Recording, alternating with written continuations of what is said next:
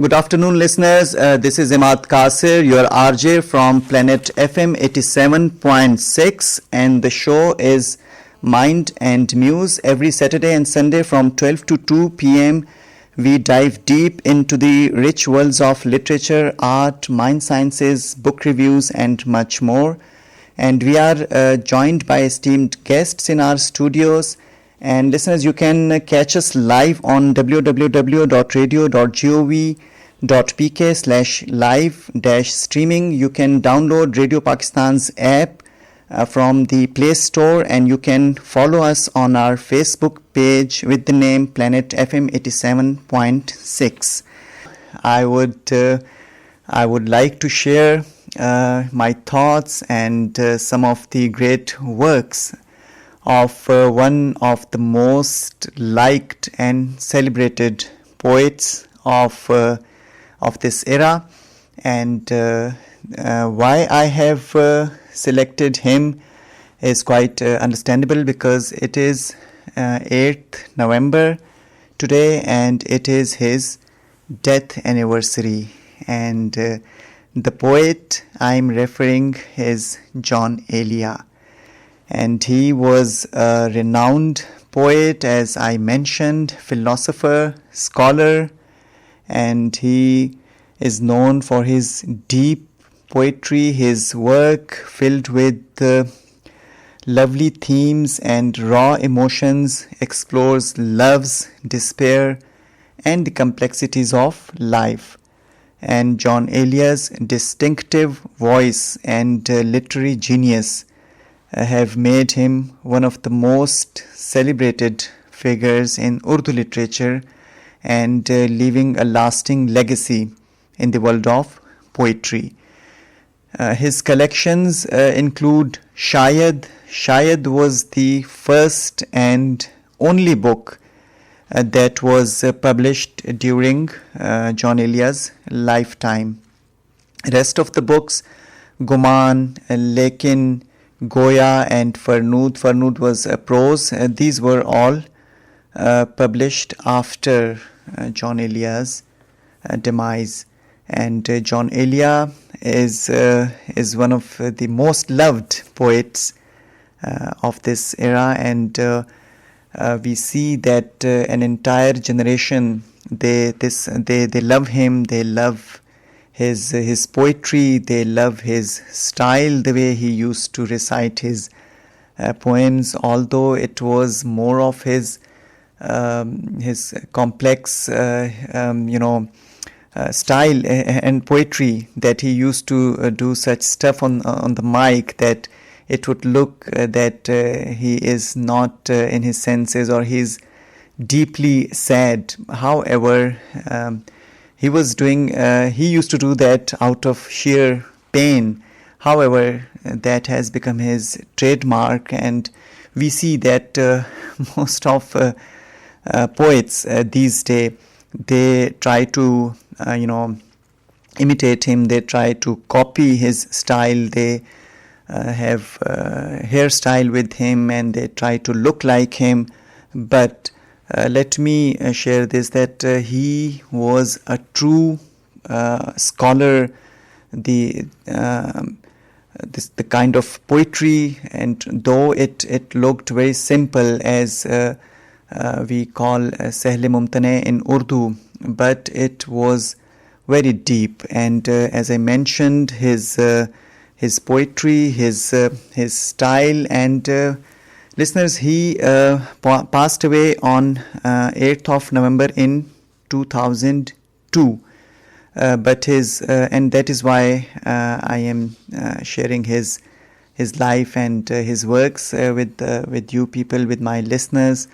And his words continue to haunt and heal hearts across generations. And he was basically he was born in 1931, 14th December to be specific, in Amroha, India, a small town known for its intellectual and literary heritage. And he came from a deeply scholarly family. His father, Shafiq Hassan Elia, was a respected poet and scholar, and he was a scholar, and he had so many areas to his love for the love for the books, and he was master of Hebrew language also, and astrology, astronomy, and philosophy, and he was such a lovely person to, when you look John Elia's poetry. And John Elia has mentioned all this in the preface of his book that I just mentioned, Shayad, which was the only book that was published during John Elia's lifetime, and that John Elia had discussed his important and life journey in that piece of prose. Although that book is of a poetry, that is of course a poetry book, Shayad, John Elia's only book which was published in John Elia's lifetime. However, that prose that is in the start of the book, Shayad, that is a masterpiece of prose also, and those who haven't read that piece of prose from John Elia, they must go through that. And John Elia had discussed in detail the background, and that in that era his life, and why did he choose to write poetry, and and when he migrated to Pakistan, all that scenario and the stuff that was going on in those days, and his early life's inspirations. So that is a must read for those who want to read about John Elia. And John Elia, I was mentioning about his father, Shafiq Hasan Elia. As I mentioned, that he was also a poet and a scholar. And then if we see his brothers, John Elia's brothers, and listeners, John Elia's father, they were also 4 brothers, and all of them were scholars and very literary figures of that time when they were in Amroha. And then we know that John Elia, they were 4 brothers, Sayyid Muhammad Taqi and Rais Amrovi, a very renowned poet. He was also John Elia's brother. He was John Elia's elder brother, and he was also a very renowned poet, Rais Amrovi. And he was not only a poet, but also he had written books on spiritualism, on mysticism, mind sciences, and he had this side of his interest that was also very prominent. And he used to write for a leading daily and in Urdu, and he wrote columns also, and that Katha we call in Urdu, that a piece of poetry in 4 lines that also used to be published for around 15 years or 20 years when he was writing for that daily every day. He used to write a katha for that Urdu leading daily from Karachi, and he had also this lovely poetry, this Rais Amrovi.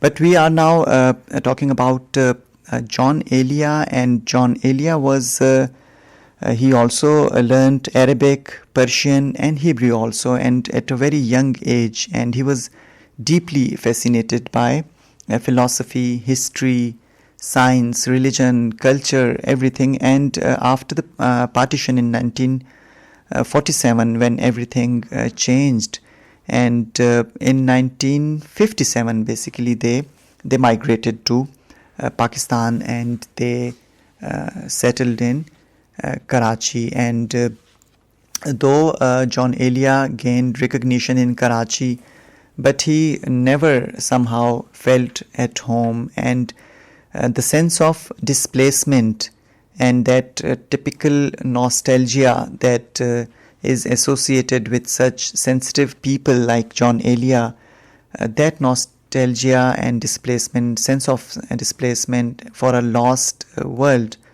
that often we see that in his writings. And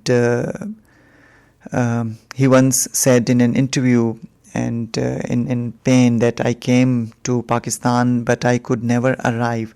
So he had this sense of this nostalgia, and that he had lost something, and we see that feeling in his poetry also. And we can relate to we can simply relate to it when we are talking about an intellectual of his class, John Elia. And he had translated things also, and he is, as I mentioned, one of his listeners. I would here share a couplet that is translated by Michael R. Birch, and this is a very famous couplet of John Elia. And he says that I am strange, so strange that I self-destructed and don't regret it. So it's a very, very popular, and this very couplet in Urdu, मैं भी बहुत अजीब हूँ, इतना अजीब हूँ कि बस खुद को तबाह कर लिया और मलाल भी नहीं. And we know that this is the couplet written on John Elia's grave also. We see this. So this couplet is beautifully translated by Michael R. Birch. And there is another couplet, the translation by the same person, Michael R. Birch, that says, my nature is so strange that today I felt relieved when you didn't arrive. So we see, listeners, that John Elia's poetry is a strong expression of the pain he was feeling. He had this innate ability to express that so beautifully for the readers, that everyone and anyone can relate to what he was saying. And we'll be discussing more on his works and writing style right after this track. We are discussing the works and life of one of the most loved poets of our era, John Elia. And I shared that one book, Shayad, that was published in his lifetime, and rest of the books, Lekin, Guman, and Goya, these books were published after his death. And Farnood, that was a prose book. And John Elia's relationship with poetry was much like his relationship with life, reluctant yet inevitable. And we see this reflection in his poetry also. We know that whatever he felt, whatever he was going through, he would simply put it in his couplets, and he has this mastery over words. He had that ability to create such beautiful lines with such simple words that at times it seemed to a reader that he is simply saying it. It's prose. It's not a couplet. So interestingly, when we go through his poetry, we see that and listeners, when his first book came out, he was almost 60, and he had mentioned this fact that the first book, that was when it was published in 1991. And as I mentioned, that the preface of that book with the name Shayad, the book is titled Shayad, and in that book he has discussed in detail that why his book was published so late. He writes that the book was, and he was ready to get that poetry published some 30 years back, but yet he wasn't somehow convinced, and there was some psychological stuff going on in his with him, that he was reluctant to get his works published, and once he recalls an incident when his father had once asked him to promise with him, and when John Elia promised, his father said that when you will grow up, when you will grow up, will you publish my works? And he had written manuscripts for many books, his father Shafiq Hasan Elia, but he didn't get the time or resources to get that published. And when he was very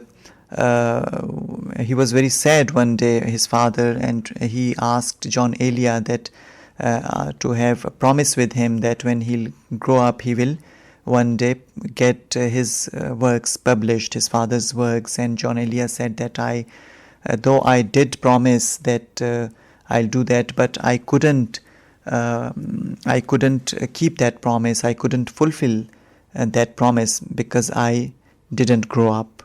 So this is what he writes in his book, and he said that this was something, and it was a regret that he could not get his father's work published, and that was something that was a pain, and that was a regret, that whenever he used to think to get his own works published, he would somehow recall that incident, that he, despite making a promise with his father, he could not get his works published. And whenever he thought to get his works published, there was something back in his mind that since I wasn't able to get my father's works published, so why should I get my works published? So this was some a complex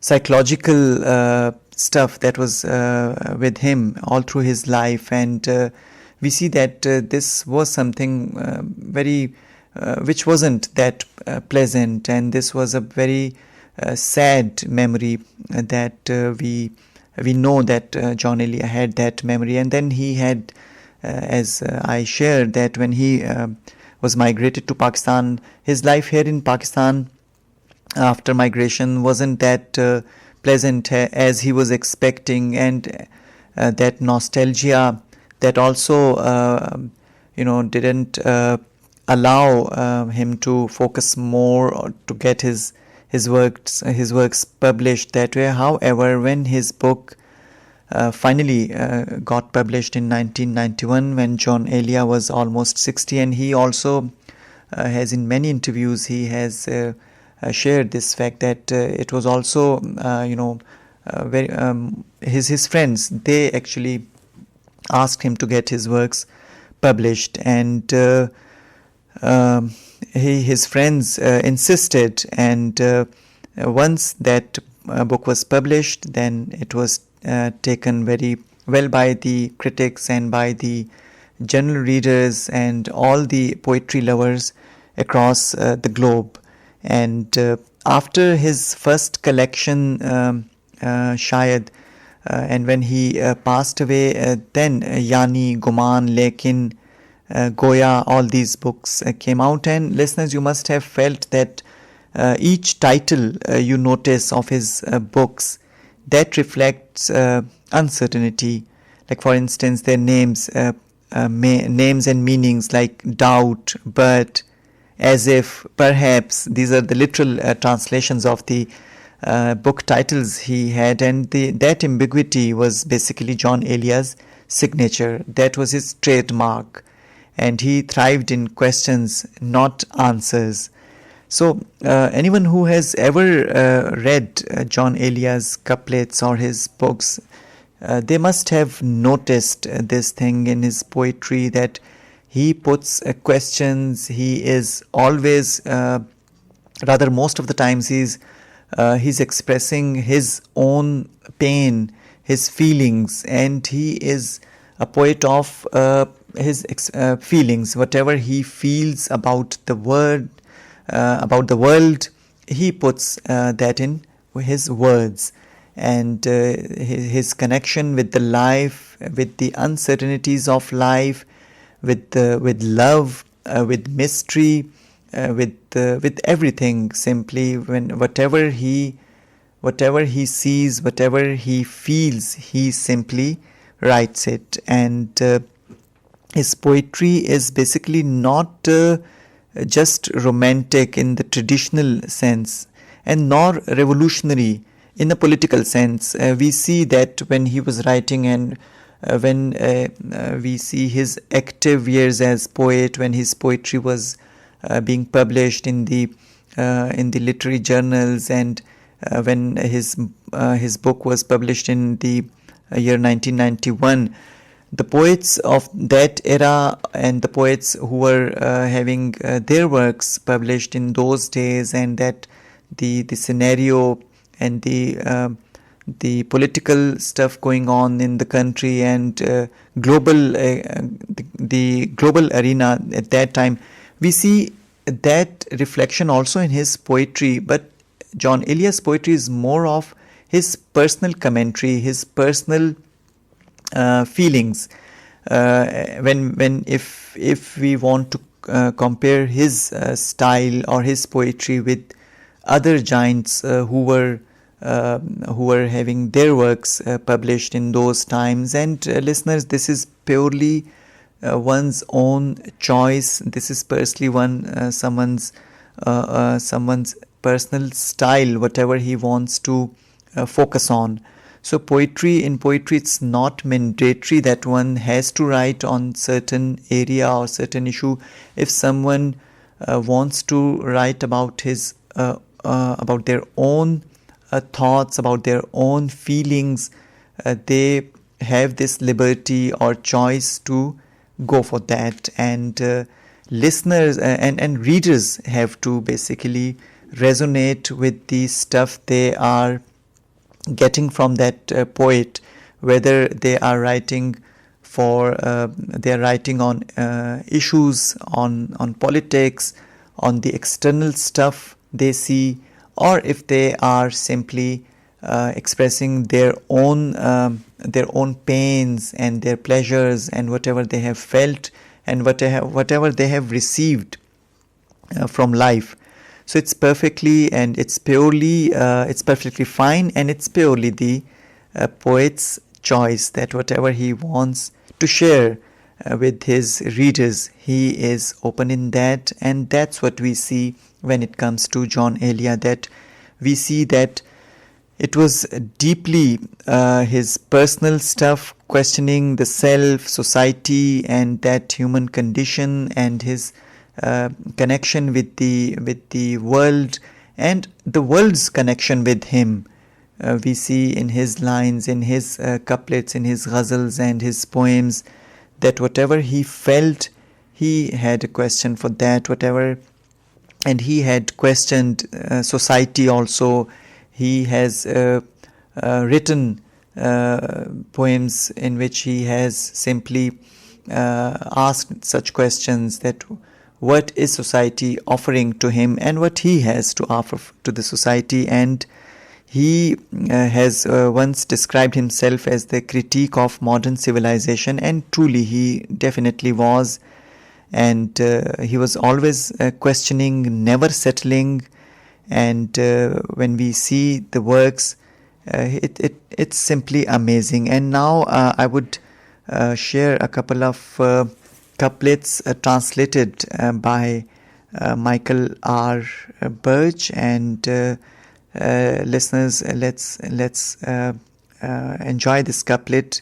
The translation says that night and day I awaited myself. Night and day I awaited myself. Now you return me to myself. So this is such a philosophical couplet, and just look at this beautiful couplet, that your lips have provided thousands of answers. So what is the point of complaining now? And And then there's another beautiful couplet, and these translations are done by Michael R. Birch, and he in another translation he says, "Perhaps I haven't fallen in love with anyone, but at least I convinced them." So this is such a beautiful couplet. Perhaps I haven't fallen in love with anyone, but at least I convinced them. So listeners, you must have felt that John Elia's poetry, you will feel that he is talking to you. He is simply sitting next to you, and he's asking questions. He's telling you that whatever he has felt, may it be pain, may it be pleasure, may it be a question, the way he looks at the world, the way he looks at different feelings, for instance, the feeling of love, or a feeling or the feeling of hate, or whatever feeling he he faces, he simply puts it in his couplets, and when you read that couplet, you simply start resonating with it, and we'll discuss more on it right after this lovely track. Welcome back, listeners. This is Imad Kasir on Planet FM 87.6. The show is Mind and Muse, and we are discussing the works and life of one of the most loved poets of our era, John Elia. And I have shared a few of his couplets and their translations. And listeners, look at this beautiful translation. And John Elia says, "Kya kaha ishq javedani hai, kya kaha ishq javedani hai, aakhri baar mil rahi ho kya." And now look at the translation of this couplet by Michael R. Birch. "Did you just say love is eternal? Is this the end of us?" Look how beautifully Michael R. Birch has translated this couplet, and he has John Elia's couplet is so beautiful, and we see that the translation is equally beautiful. And there is another famous couplet of John Elia, "बहुत नज़दीक आती जा रही हो, बहुत नज़दीक आती जा रही हो, बिछड़ने का इरादा कर लिया क्या." And now look at the translation by Michael R. Birch. "You are drawing very close to me. Have you decided to leave?" So, listeners, you see that the couplets I just shared, these two couplets in particular, that he has simply, whatever he felt, he has simply said. And in both these couplets, he is addressing to his mehboob, his lover, and the one he loves. He is simply asking them, and look at the style, the way he asks. And as I mentioned before the song, I was sharing that he had so many questions to the world, to his friends, to the ones he loved, and to the society. He is always there with questions, and the questions are simple, but their answers aren't. You see that when we read his poetry, we come across such questions in almost all of his couplet, all of his ghazals, all of his poems, and this is his trademark style. This is his class, and that is how we recognize him. John Elia, we know, is someone who has this innate ability to create such beautiful poetry, but in so simple words that one simply is mesmerized by going through the lines he writes, by going through the words and the music he creates with his words, and most of all the emotions behind his lines, his couplets. That is something remarkable. When you read any of John Elia's ghazals or nazm or any of his couplets, this is something you will find in all of his poetry almost, that you feel it inside yourself. You simply resonate, and this is his class. most of the poets we read, they have this, and as I just mentioned before the break, that all the poets, they have their choices, they have their priorities.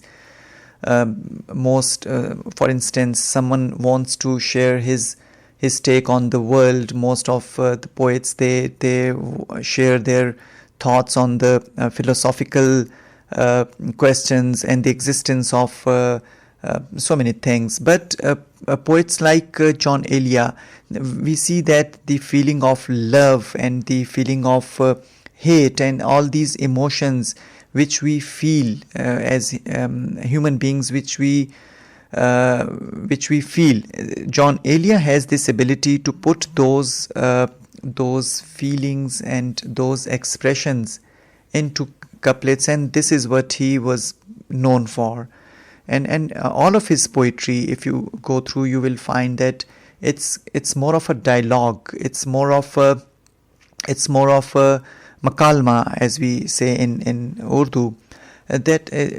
Like for instance, the couplets I mentioned, and if you go through more of the couplets, you see that he is always there with this makalma.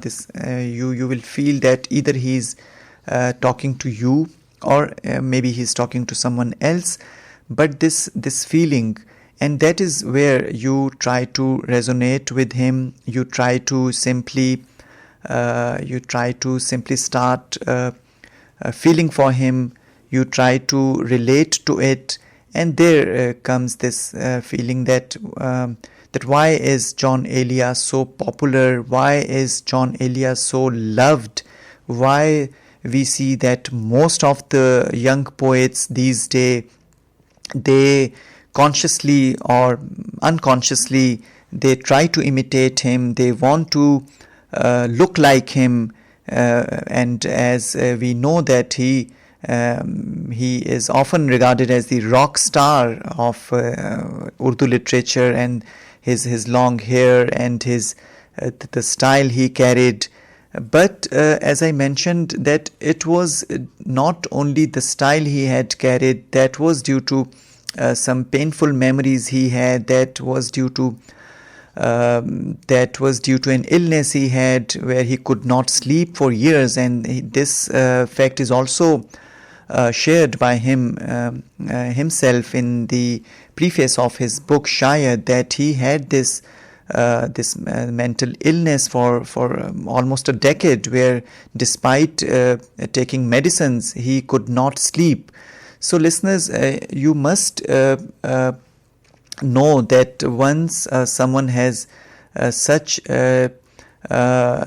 difficult life, that despite taking medicines he wasn't able to sleep, then his that thing comes in not only into his poetry, but also his style, the way he used to come on the mic, and we see his videos on the YouTube that most of the times he would act like that was very different from the rest of the lot, and that wasn't that he was kind of doing it deliberately. It was something very natural for him, because he was going through a lot of trauma also, and that mental agony and pain, and then his personal life and all that stuff, and that nostalgia of that nostalgia had with him all through his life, of that migration when he came to Pakistan, and then this sense that he wasn't given that recognition in his lifetime, especially in his earlier years in here, that he wasn't given that recognition. So all those pains, that has shaped his poetry and his personality. But listeners, let me share my thoughts that he was one of the most loved poets of this era, and he will remain one of the most loved poets of this era. And I will conclude my today's show on one of his translations, and his translation is my let's look at this translation from Michael Arbers, that my nature is so strange that today I felt relieved when you didn't arrive.